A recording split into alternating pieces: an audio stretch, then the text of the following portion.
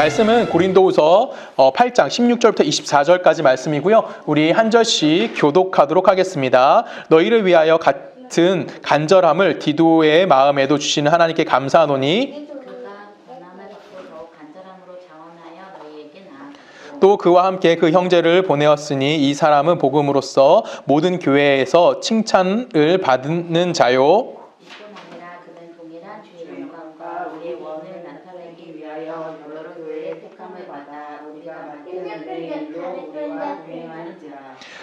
이것을 조심함은 우리가 맡은 이 거액의 연보에 대하여 아무도 우리를 비방하지 못하게 하려 함이니 이는 우리가 주 앞에서뿐 아니라 사람 앞에서도 선한 일에 조심하려 합니다.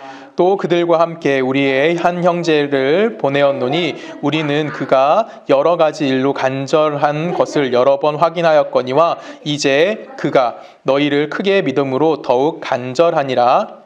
디도로 말하면 나의 동료요 너희를 위한 나의 동역자요 우리 형제들로 말하면 여러 교회의 사자들이요 그리스도의 영광이다. 그러므로 너희는 여러 교회 앞에서 너희의 사랑과 너희에 대한 우리의 자랑의 증거를 그들에게 보이라. 아멘. 함께 기도하시겠습니다. 하나님 감사합니다. 하나님의 은혜와 하나님 사랑 안에 우리가 살아있음을 고백합니다. 하나님 이제 말씀 듣습니다. 전하는 자 듣는 자 모두 하나님 앞에 겸손하게 하여 주시고 아멘으로 화답함을 통하여 이 땅 가운데 그리스도의 삶을 살아내게 부족하지 아니한 자들 될 수 있도록 우리와 함께 하실 걸 믿사오며 살아계신 예수 그리스도의 이름으로 감사하며 기도했습니다. 아멘.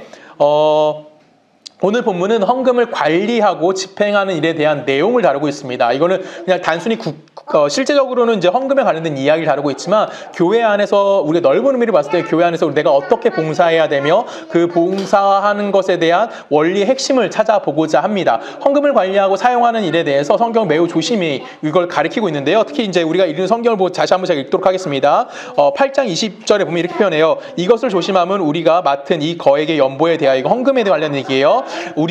우리도 아무도 우리를 비방하지 못하게 하려 함이니 이는 우리가 주 앞에서뿐만 아니라 사람 앞에서도 선한 일을 조심하려 함이라 라고 이야기합니다. 지금 바울이 우리에게 뭐라고 얘기하냐면 내가 헌금을 관리하는 것, 헌금을 사용하는 것을 매우 조심함을 가지고 있어 라고 이야기하고 있다라는 거죠. 왜 이런 일을 이야기하는 걸까요? 왜냐하면 선한 일을 한다는 것은 내가 자랑한다던가 아니면 자신 있게 할 수 있는 것은 아니라고 이야기할 수 있습니다. 왜 그러냐면 목적과 내용을 선할 수 있어요. 근데 방법도 역시 뭐 해야 될까요? 선함을 유지해야 되는 거고요. 그 선한 방법을 통해서 무엇이 이루어지냐면 선한 결과를 맺어지기까지 늘 조심해야 하기 때문에 그렇습니다. 그래서 우리가 이런 모든 과정 속에서 분명히 해방받는 일이 있다라는 거예요. 특별히 이 연보라고 하는 헌금에 관련된 일을 해방받는 것에 대해서 우리가 좀 고민해 볼 필요성이 있다라는 겁니다. 교회 안에서 이건 좀 더 확장지어서 교회 안에서 내가 하는 모든 그 봉사들이 해방되어지는 것이 어떤 건지 우리가 고민해 볼 필요성이 있다라는 거죠. 우선 우리가 죄를 언제 짓느냐를 좀 고민해 볼 필요성이 있어요. 우리가 보통 죄를 짓는다라고 했을 때 우리 안에 나쁜 조건이나 아니면 나쁜 목적이 있을 때 범죄하기가 굉장히 쉽다라는 것이죠. 근데 성경에서 말하는 죄라는 것은 단순하게 우리가 어떤 죄를 범했습니다. 윤리적인 죄 아니면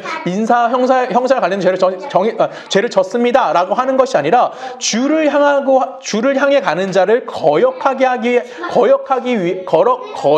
하는 일이 발생되어지는 것을 우리 뭐라고 얘기하냐면 죄라고 이야기할 수 있다는 거죠. 그러니까 쉽게 말하면 죄끼리 모여가지고 힘을 쓰고 그래서 더 큰 죄의 모습을 드러내는 것이 아니라 어떻게 되는 겁니까? 하나님 앞으로 한 걸음씩 다가갈 수 있게 만들어주는 겁니다.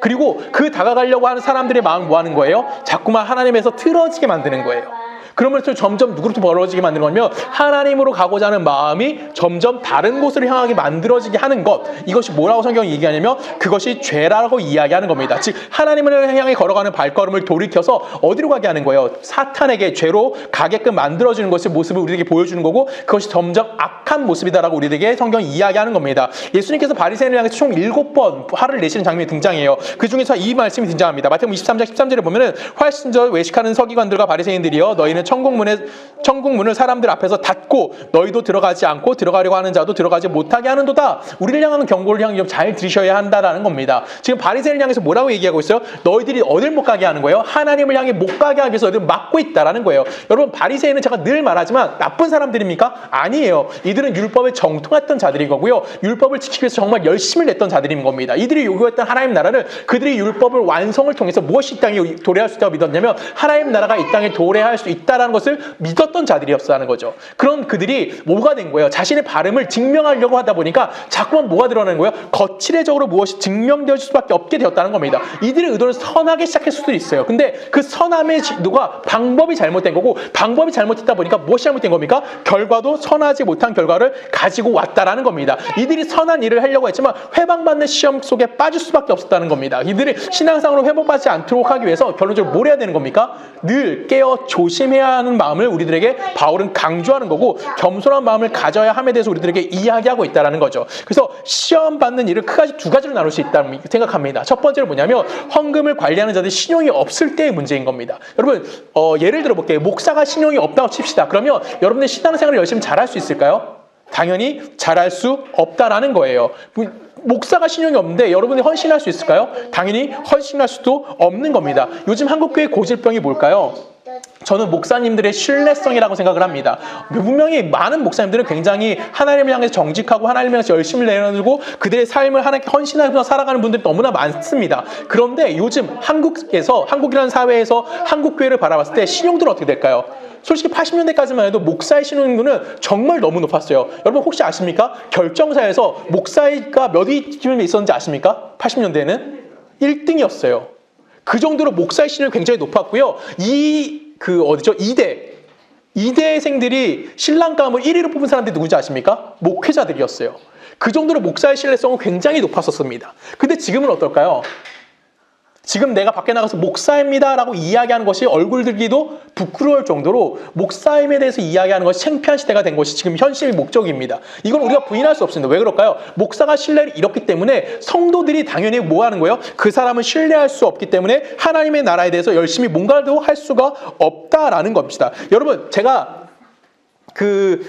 지금은 어떨지 모르겠는데 백석신학대학원이라는 것이 있어요. 여러분 백석이라는 그 교단은 총신에서 나와서 좀 더 보수적인 신앙을 강조했던 데가 어디면 백석신학입니다. 그래서 백석신학은 백석신학교가 크지는 않아요. 그럼에도 불구하고 그 안에서는 참 많은 것들을 가르쳤어요. 어떤 걸 가르쳤을까요? 이거 최강 목사님의 실화입니다. 최강 목사님 백석신학교 나오셨는데, 그럼 최강 목사님께서 학교를 다니실 때 이런 길이 있었대요. 학교에 가면은 식당이 있잖아요. 식당에 보면 꼭 매점이 하나씩 있습니다. 근데 매점에는 누가 존재하지 않았을까요?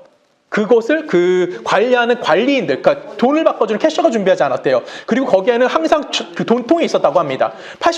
목사님이 공부할 당시에는 당연히 뭐가 없었을까요? 뭐 카드나 이런 거 많이 안 쓰고 당연히 현금이었어요. 그런데 밥을 먹고 사람들이 뭐 커피를 마신다든가 음식을 먹으려고 했을 때 저기 없는 거예요. 돈통만 있는 겁니다. 그러면 이건 뭘 하는 걸까요? 목회자가 되려는 너희들 뭐 하라는 겁니까? 신뢰성을 쌓기 위한 연습을 하라는 겁니다. 그러면 정말 그것이 어떻게 될까요? 지금 만약에 미안한 말이지만 성결대학교에 그렇게 돈통만 있다면 그거 망할 거예요. 한 달 안에 망할 겁니다. 근데 그 당시에는 그것이 정직하게 운영되었다라는 거예요. 이것이 뭘 예고하는 걸까요? 목사는 분명히 신앙적으로 바르게 서야 되는 것도 맞고요. 성경을 바르게 이해해야 되는 것도 맞습니다. 근데 그것보다 앞서 실생에서 뭐가 필요하다는 거 이야기하는 거예요. 신뢰성을 회복해야 되는 거고 신뢰성을 연습하게 하는 것이 필요하다라고 우리들이 이야기하는 겁니다. 여러분 한국교회 문제점 중에 하나가 가난한 성도들이라는 분들이 계세요. 이들은 목사에 대해서 실망했기 때문에 교회를 떠난 분들에 대해서 이야기합니다. 맞습니다. 목사가 너무나 잘못했기 때문에 목사에 대한 신뢰를 잃었기 때문에 교회를 더 이상 다닐 수 없어라고 이야기하는 분들 많아요. 가난한 성도들 중에 교회를 아직도 다니는 분들이 계십니다. 근데 그들 중에 그 교회를 다니는 분들 중에 뭘 안 하시냐면 헌금을 하지 않는 분들이 많으세요. 왜 그럴까요? 그들은 내가 신앙생활을 하고 싶지만 내가 낸 헌금이 잘못되어지게 사용되는 거, 목사라는 사람은 배를 불리게 하는 것을 싫다라는 거예요. 그래서 그들이 헌금을 하지 않는다는 거. 왜 하지 않을까요? 간단합니다. 이유는 뭐죠? 목사에 대한 신뢰가 완전히 고꾸라졌기 때문이라는 거예요. 그들이 목사에 대한 신뢰가 바닥을 쳤기 때문에 그들은 헌금 생활을 하지 않는다라는 거죠. 근데 제가 지금 몇 주째 가서 헌금에 관련된 이야기를 합니다. 여러분 헌금을 할 수 있다는 것은 은혜 받은 자들만이 할 수 있다라고 이야기했고요. 은혜 받았다는 것은 내가 누굴 믿는다는 겁니까? 예수 그리스도를 믿는다는 것, 내 삶의 주인이 하나님이라는 것에서 고백하는 신앙 고백과 같은 것이 헌금의 하나의 목적성이라는 거 이야기했어요. 뿐만 아니라 지난주 제가 또 어떤 얘기했습니까? 우리가 헌금하고 남아있는 돈들이 있다는 거죠. 내가 일상생활하고 남아있는 돈들을 우리가 헌금했을 때 그 남은 돈들은 누구 거라는 거예요? 내 돈이 아니라는 거예요. 하나님이 나에게 맡겨주신 남의 돈이라는 겁니다. 그래서 그것을 다시 남들에게 돌려주는 행위를 하는 거기 때문에 그것은 당연히 어떻게 하는 거예요? 당연히 하나님의 일에 동참하는 일이라는 겁니다. 그래서 헌금을 가지고 장난치는 사람이 하나님한테 은혜 받지 못하게 하는 그런 은혜 받지 않는 손해보는 일을 그들이 하는 것이 내가 낸 헌금, 은 절대 손해가 이루어질 수 없다라는 겁니다. 왜 그럴까요? 이미 그 헌금 누가 받으신 겁니까? 하나님이 받으셨다라는 거예요. 이것을 좀 더 확장해서 교회 봉사를 우리가 생각할 필요성이 있습니다. 내가 한 봉사, 분명히 그 선한 마음을 가지고 봉사를 했지만 누군가에게 상처를 줄 수도 있고 아니면 누구로부터 상처를 입을 수도 있습니다. 그래서 내가 어떤 손해를 입을 수도 있어요. 근데 중요한 건 뭔지 아십니까? 비록 나는 손해보는 일을 했긴 했겠지만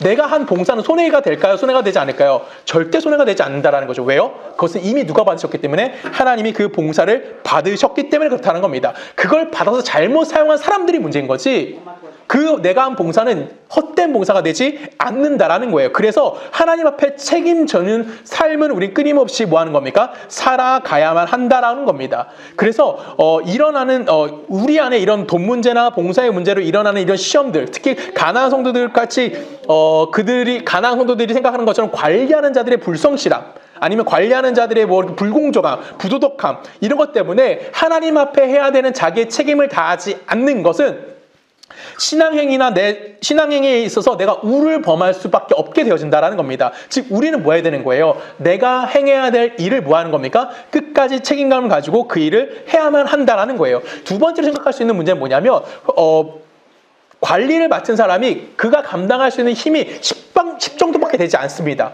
근데 교회에서 그에게 맡겨진 일이 100 정도가 될 수 있다라는 거예요. 그때 어떤 일이 발생하는까요? 시험 받을 일이 생긴다라는 겁니다. 예를 들어 볼게요. 돈을 만지는 일을 하는데 그 옆에 감독하는 사람이 없이 혼자 그 일을 감당한다고 하면 그 사람을 어디로 내미는 것과 동일할까요? 낭떠러지로 밀어 넘기는 거랑 동일한 행동이라고 볼 수 있습니다. 그래서 늘 옆에 누가 있어야 되는 겁니까? 감독할 수 있는 사람이 필요하다는 거예요. 그래서 우리 교회 같은 경우도 맨날 제가 뭐 합니까? 우리 교회 같은 재정을 제가 확실하게 맨날 10원 단위까지 뭐 하고 있어요, 여러분들에게? 공개하고 있어요. 통장도 그대로 다 보여주고 있습니다. 통장에 있는 잔액까지. 제가 이렇게 하는 이유는 뭘까요? 우리 교회는 큰 교회가 아니기 때문에 뭐 여러 명이 같이 재정을 볼 일은 없습니다. 그렇지만 제가 돈을 허투루 쓰지 않기 위해서 여러분에게 어떻게 썼는지 우리 공개하는 거예요. 우리가 음식을 사 먹는데 얼마 썼고 어떤 경조사에 어떤 돈을 썼고 목회비로 어떤 활동을 했는지 이걸 그대로 여러분 다 공개하는 이유는 그 안에 뭐라는 거예요? 내가 감당할 수 없으니까 여러분들이 감독을 받고자 하는 마음이 있다라는 거예요. 바로 오늘 그 얘기를 우리들이 하고 있습니다. 18절에 보면 이렇게 표현해요. 제가 읽습니다. 18절에 보면은 또 그와 함께 그 형제를 보내었으니 여기서 그는 누구냐? 디도예요. 디도와 함께 누굴 보냈대요? 그의 형제를 보냈대요. 근데 그 형제는 뭐예요? 모든 교회 칭찬받는 자다라고 이야기하는 겁니다. 이건 뭘 얘기하는 걸까요?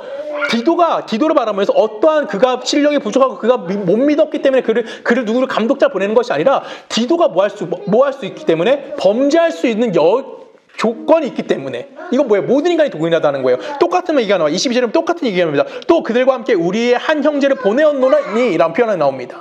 형제를 또 보냈대요. 왜 보냈을까요? 디도에 대한 실망 때문에, 디도에 대한 신뢰성이 있기 때문에? 아니에요. 인간이란 어쩔 수 없이 실수할 수 있고 인간이란 어쩔 수 없이 넘어질 수 있는 존재라는 겁니다. 그래서 그 사람이 감당하지 못하는 돈이 있기 때문에 감당할 수 없는 영역이 있을 수 있기 때문에 그에게 누굴 붙이는 거예요? 다른 감독자를 보내준다라는 거예요.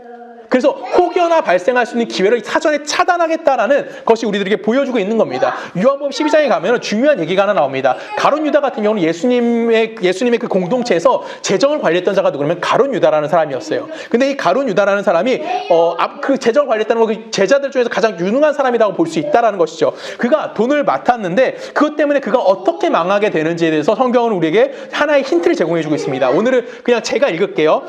다 읽진 않겠습니다. 이거는 향유 옥합을 깨뜨린 여자에 관련된 이야기 다음 마지막 부분이에요. 5절부터 제가 읽을게요. 그냥 이 향유를 어찌하여 300데나리온을 팔아 가난한 자에게 나눠주지 아니하였느냐 하니 가룟 유다가 뭐라고 하는 거예요? 야 이거 300데나리온짜리야. 한 데나리온은 뭐예요? 하루 1급이에요. 300데나리온은 연금이란 말이에요. 연봉이란 말이에요. 그럼 이 연봉을 뭐 하는 거야? 그 1년치 연봉을 그냥 예수님의 발에 깨 부은 거야. 그래서 이 사람이 가난한 자들에게 나눠주면 훨씬 더 좋은 결과를 가져올 수 있는데 너 뭐 하는 짓이야? 라고 얘기했다는 거죠. 그 정도 이 사람은 뭐 하는 거예요? 셈이 빨랐던 사람이었어요. 그런데 마지막에 어떻게 됩니까? 이렇게 말하면 가난한 자들을 생각함이 아니요. 그는 도둑이라 돈꾀를 받고 거기에 넣은 것을 훔쳐함이더라 라고 이야기합니다.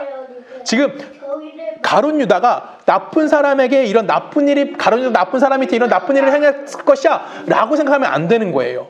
모든 인간은 그럴 가능성이 늘 뭐한다는 겁니까? 열려 있다라는 겁니다. 그래서 그런 것을 머릿속에 한번 스쳐 지나갔을 때 우린 누가 필요한 겁니까? 감독자가 필요한 거예요. 우리 교회 헌금이 많을 땐 되게 많아요. 제가 개인적으로 거짓말로 여러분 영수증 확인 안 하잖아요. 제가 거짓말로 막 해주고 싶은 욕심이 들지 않을까요? 그럴 수도 있어요. 왜냐면 지금 제 생활이 어려우니까. 그래서 제가 제 교회들을 막 썼다고 칩시다. 그리고 거짓말을 했어요. 여러분 모를 거예요. 근데 그렇게 하지 않기 위해서 뭐가 필요한 겁니까? 감독할 수 있는 자가 있어야 한다는 거예요. 왜? 그것이 교회 일을 하는데 회방되어 줄 수 있기 때문에 그렇다라는 겁니다. 우리가 신앙생활을 할 때 아니면 우리가 일상생활을 할 때라도 중요한 건 뭐예요? 제일 무서워야 될 것이 있다라는 거예요. 뭘 무서워야 될까요? 돈이고요. 이성이라는 거예요. 여러분 목사님들이 어디서 제일 많이 넘어진지 아시죠? 말하지 않아도 됩니다. 돈 제일 많이 넘어지고요. 그 다음 이성인 겁니다. 그래서 어떤 목사님이 제가 목사님들이 너무 더러운 짓들을 많이 해가지고 하나하나 일일이 답을 할 수는 없지만 이야기는 할 수 없지만 어떤 목사님이 굉장히 좋은 예를 하나 드신 적이 있어요. 어떤 예를 들었을까요? 목사님이 나는 여성도와 함께 절대 차도같이 타지 않습니다. 나는 여성도가 상담받으러 왔을 때 그 목양실 문을 늘 활짝 열어놓습니다. 아니면 다른 여자 전도사와 내가 함께 상담을 해줍니다. 라고 이야기하십니다. 그 정도로 뭐 하는 거예요? 조심해야 한다라는 겁니다. 돈도 조심해야 되는 거고요. 그 다음에 이성은 뭐 남자나 여성 똑같은 겁니다. 조심해야만 한다라는 거예요. 그러면 그것을 무서워한다는 것은 결론적으로 여러분 그것이 무서워한다는 건 부끄러운 걸까요? 아니에요. 내가 돈을 무서워하고 이성을 무서워한다는 것은 겸손함의 또 다른 표현일 수 있다는 겁니다. 그래서 내가 그것 때문에 늘 누가 옆에 있어야 되는 거예요? 감독자가 있어야만 한다는 겁니다. 이 일을 회방받지 않기 위해서 사도 바울은 거액의 헌금이라고 성경표 쓰여져 있어요. 이 거액의 연부를 관리하는 일에 디도를 보낼 뿐만 아니라 두 사람을 디도에게 함께 보내는 일을 한 겁니다. 그래서 디도를 보조하는 일도 한 거고요. 디도를 감독하는 역할도 했다라는 겁니다. 우리가 이거를 잊지 말아야 되는 거예요. 우리가 문제를 따질 때 이런 회방받는 일이 시험에 드는 일로 말미암아 우리가 어떻게 해야 되는지 지극히 원인들을 도출해낼 수 있어야만 한다는 겁니다. 하나님 일을 맡은 자로서 헌금을 맡거나 아니면 그 감독하는 일이 되었을 때 분명히 가져야 되는 가장 중요한 것은 바로 두 가지가 있어요. 뭘까요? 하나는 공정성인 거고요. 또 하나는 투명성이라고 생각합니다. 여러분 공정성이라는 건 뭘까요? 공사를 구분할 줄 아는 능력인 겁니다. 그리고 공적인 일을 할 때 사심 없이 그 일을 해야 한다는 것이 바로 공정하다라는 뜻입니다. 여러분 근데 중요한 건 뭔지 아십니까? 공정한다는 것이 항상 옳다라는 것을 이야기하는 것은 않다라는 거예요. 옳고 그른 것은 공정하다라고 표현되지 않는다라는 겁니다. 왜 그럴까요? 교회 안에서 일을 하다 보면은 옳은 것과 그른 것을 따질 때 다수가 꼭 옳다는 것을 발견하지 않을 때가 굉장히 많다라는 것이죠. 이것은 우리가 살고 있는 민주주의에서도 늘 가지고 있는 겁니다. 여러분 민주주의가 갖고 있는 단점이 뭔지 아십니까? 이거는 어쩔 수 없이 극복될 수 없는 그 민주주의가 갖고 있는 최악의 단점인 겁니다. 우리는 분명히 민주주의는 다수결에 의해서 결정이 이루어져요. 근데 그 다수결의 결정은 굉장히 최상의 결론을 도출해낼 수 있습니까? 그럴 수 없습니다. 다수에 의해서 결정되는 것은 항상 질이 낮은 결정만이 이루어질 수밖에 없다라는 거예요. 분명히 민주주의는 독재를 막기 위해서 굉장히 좋은 수단이 되어졌지만 결정해야 하는 문제에 있어서는 질이 낮은 것밖에 결정할 수밖에 없다는 겁니다. 고대 그리스 철학자인 소크라테스는 이미 이 민주주의에 대해서 민주주의 약점에 대해서 매우 민주주의가 위험하다라고 이야기했던 사람이 누구냐면 소크라테스였어요. 이미 그런 기원전 사람임에도 불구하고 이 민주주의의 약점이 뭔지 분명히 알았습니다. 뭐였을까요? 그 사람이 했던 가장 대표적인 얘기가 이거였어요. 너희가 배를 타고 출발을 했다고 칩시다. 근데 그 배를 누가 운전하는 게 좋습니까? 라고 질문을 던졌습니다. 첫 번째, 배 운영하는 기술을 배운 항해사.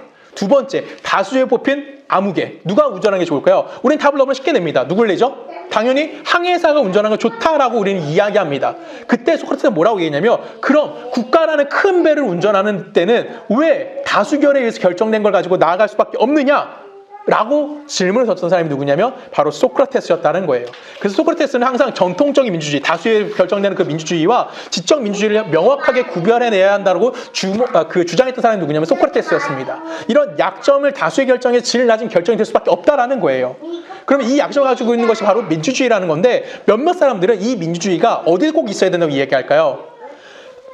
교회 안에도 민주주의가 꼭 들어와야 한다라고 이야기합니다. 교회는 보면 민주적인 방법을 씁니다. 어떤 일을 하고자 할 때 어떻게 하죠? 다수에게 의견을 물어보고 그 다수에 의해서 결정을 내어지는 거예요. 근데 중요한 건 뭔지 아십니까? 교회의 민주주의와 세상에서의 민주주의는 차이가 있다라는 거예요. 뭔 차이일까요? 세상의 민주주의는 다수에 의해서 결정내서 질 낮은 것을 결정되고 그 낮은 것을 우리가 그냥 가져가는 거예요. 근데 교회에서의 민주주의의 차이점은 뭘까요? 교회에서는 어떠한 것을 결정했을 때 그 결정이 누구의 목적에 맞느냐는 질문 던지는 거예요. 하나님의 뜻에 맞느냐, 하나님의 목적에 맞느냐는 것을 결정되어지는 거고, 어떤 한 사람 한 사람을 놓치지 않기 위해서, 누구의 뜻에, 하나님의 뜻에 이르는 것에 놓치지 않기 위해서 뭐 하는 겁니까? 함께 성장해 가는 과정에서 필요한 것이 뭐예요? 교회에서 말하는 민주적인 방법이라는 겁니다. 종종 교회 전체가 틀리고 목사 혼자가 맞을 때가 있습니다. 그러면 목사가 그때 독단적인 결정을 내리면 될까요, 안 될까요? 될까요, 안 될까요? 안 된다라는 거죠. 왜 안 될까요? 그렇게 결정을 냈을 때 이걸 공정하지 않다라는 거예요. 이해 가십니까? 교회에서 말하는 공정함이란 바로 이런 거예요. 옳은 것을 꼭 공정한 것이 아니다라고 이야기하는 거예요. 공정하다는 것은 함께 싸워가는 삶을 이야기하는 겁니다. 성경에서 말하는 공정함이라는 것은 하나님이 교회를 왜 세우셨습니까? 어떤 목사를 세우시고 그 목사를 통해서 그 목사가 얼마나 하나님의 말씀을 잘 전하고 그 목사가 얼마나 많이 공부했고 그 목사가 얼마나 훌륭하고 그 목사가 얼마나 바르고 그 목사가 얼마나 공정한지에 대해서 그 목사가 얼마나 대단한지에 대해서 이야기하기 위해서 그걸 자랑하기 위해서 하나님이 교회를 세우셨을까요? 절대 그렇지 않아요. 목사의 훌륭함은 어디에 증명되는 겁니까? 그가 얼마나 공부했느냐? 그가 얼마큼의 많은 학식을 갖고 있느냐? 얼마나 말을 잘하느냐? 이런 것이 아니에요. 그가 얼마나 많은 성도들에게 하나님의 말씀과 함께 성장하기 위해서 노력했느냐? 그리고 그 여러 성도들을 어떻게 했냐?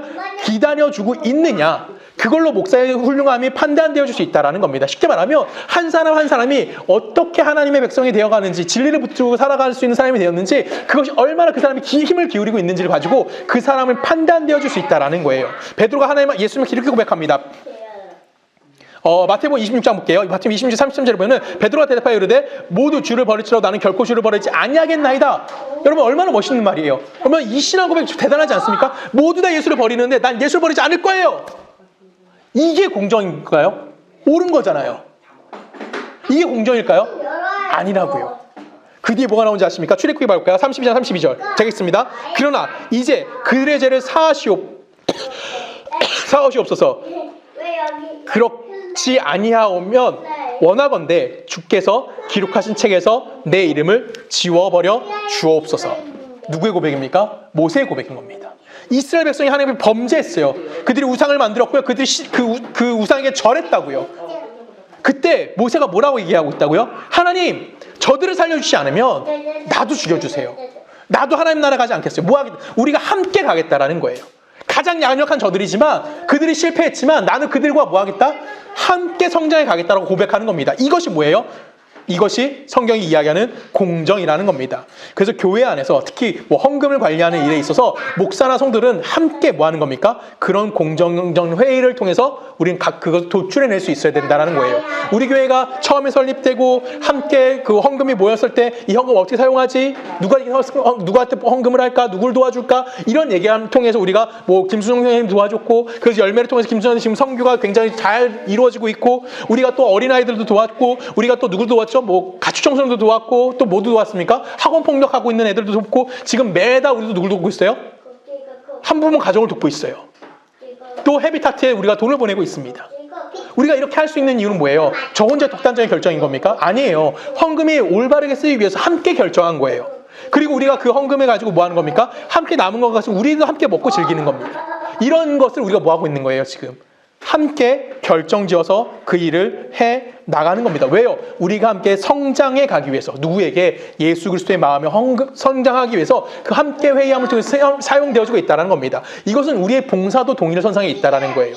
누군가 봉사했고 누군가 봉사하지 못할 수도 있습니다. 제가 너무나 감사하는 것은 우리 교회 성도님 중에 한 명이 내가 주중에 교회를 잘 못 오기 때문에 내가 헌금이라도 내가 재정적인 거를 좀 돕고 싶습니다. 저한테 매달 문자 주시고 매달 필요할 때마다 전화 달라고 하시는 분이 계세요. 그거 뭘까요? 내가 비록 우리 교회 성도지만 내가 봉사할 수는 없어. 그러니까 나는 뭐 하는 거야? 내가 할 수 없는 걸 가지고 돕겠다라는 거예요. 그렇게 해서 우리는 뭐 하는 겁니까? 함께 뭐 하게 되는 거예요? 성장해 가게 되어진다라는 겁니다. 가끔 목사 혼자 단독적으로 결정 내릴 수도 있어요. 그리고 교회가 그 일을 할 수도 있습니다. 이것은 옳은 방법일까요? 아닐까요? 그 좋은 결과, 눈에 봤을 땐 좋은 결과가 나타날 수도 있어요. 근데 좋은 방법은 아니라는 거예요. 왜 그럴까요? 성도들이 헌금을 하는데 왜 헌금하는지도 모르는 거예요. 성도들이 봉사하는데 왜 봉사하는지도 모르는 거예요. 성도들이 뭔가 열심을 내고 있는데 그 열심의 목적이 뭔지도 몰라요. 그냥 목사 하자니까 하자는 거야. 헌금해. 네, 헌금할게요. 헌금하지 뭐 하자. 네, 할게요. 그 상태에서 끝나게 된다는 거죠. 그러면 그것이 하나님의 일을 하는데 목적성을 발견하지 못한다면 그 헌금은, 그 봉사는 가치가 있는 봉사일까요?